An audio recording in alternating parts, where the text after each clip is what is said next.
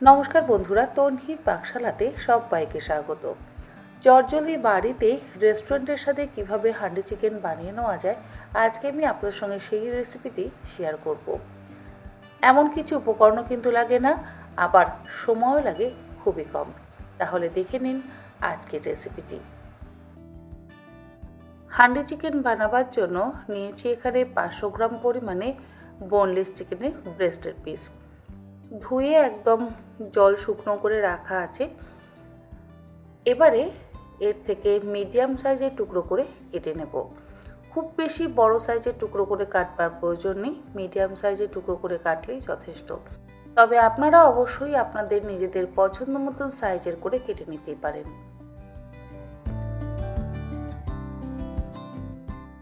দেখুন, চিকেনের টুকরোগুলো এরকম মিডিয়াম সাইজের করে কেটে নিলাম।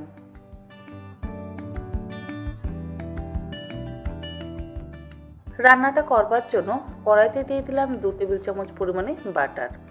তার সাথে দিয়ে দিলাম 3 টেবিল চামচ পরিমাণে সাদা তেল।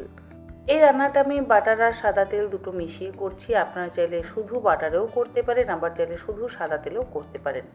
তেল আর বাটার গরম হয়ে যাওয়ার পর এর মধ্যে দিয়ে দিলাম 1 টেবিল চামচ পরিমাণে থেতো করে নেওয়া রসুন আর 1 টেবিল চামচ পরিমাণে কাসুরি মেথি।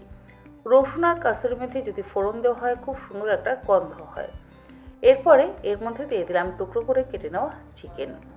গ্যাসের ফ্লেমটাকে হাইতে করে দিয়ে মাংসের টুকরোগুলো মিনিট 10 সময় ধরে খুব ভালো করে ভেজে নিচ্ছি।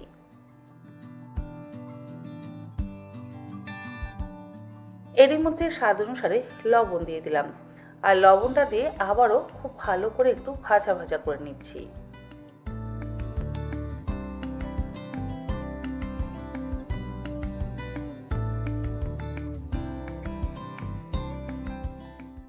দশ মিনিট হাই ফ্লেমে ভাজা হয়ে যাওয়ার পর গ্যাসের ফ্লেমটাকে লোতে করে দিয়ে ঢাকা দিয়ে মাংসের টুকরোগুলো সেদ্ধ হওয়ার জন্য অপেক্ষা করব। ততক্ষণে আমি একটা মশলা তৈরি করে নিচ্ছি।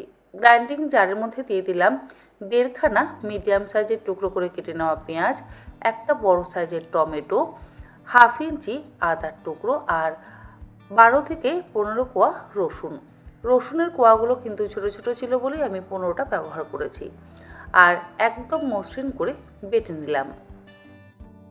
অপরদিকে মাংসের টুকরোগুলো কিন্তু আমার খুব ভালো করে ভাজা হয়ে গেছে। ঢাকাটাকে খুলে নিলাম, আর মাংসের টুকরো থেকে যথেষ্ট পরিমাণে জল রিলিজ করেছে।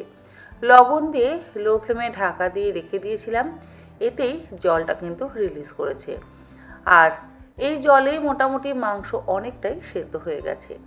এবারে গ্যাসের ফ্লেমটাকে আবারও হাইতে করে দিয়ে বেটে নেওয়া টমেটো, আদা, রসুন আর পেঁয়াজটা দিয়ে খুব ভালো করে মিশিয়ে কষিয়ে নিচ্ছি। এমন নয় যে সবসময় প্রথমেই আমাদের পেঁয়াজ কষিয়ে তারপর মাংস রান্না করতে হবে। এইভাবেও যদি পরে মাংসটা খুব ভালো করে কষানো যায়, তাহলে কিন্তু কোনো রকম সমস্যা হয় না।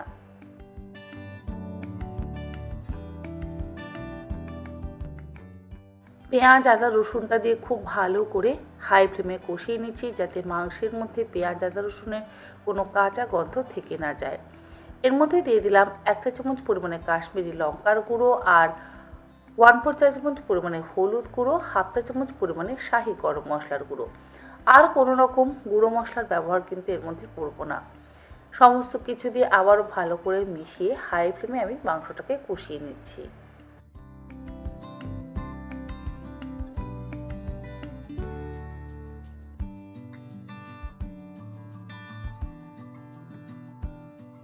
মিনিট 10 সময় ধরে মাংসটা পেঁয়াজ, আদা, রসুন দিয়ে ভালো করে কষানো হয়ে যাওয়ার পর এর মধ্যে দিয়ে দেব 1 কাপ পরিমাণে ফ্যাটানো টক দই।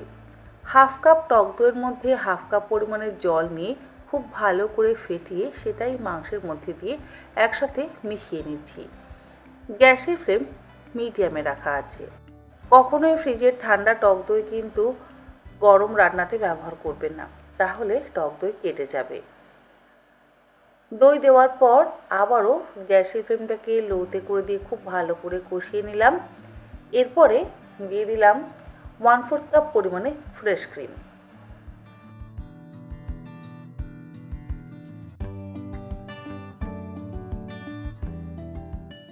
ফ্রেশ ক্রিমটা দেওয়ার পর আবারও খুব ভালো করে মিশিয়ে নিলাম। গ্যাসের ফ্লেম কিন্তু এই সময় লোতেই রাখা আছে।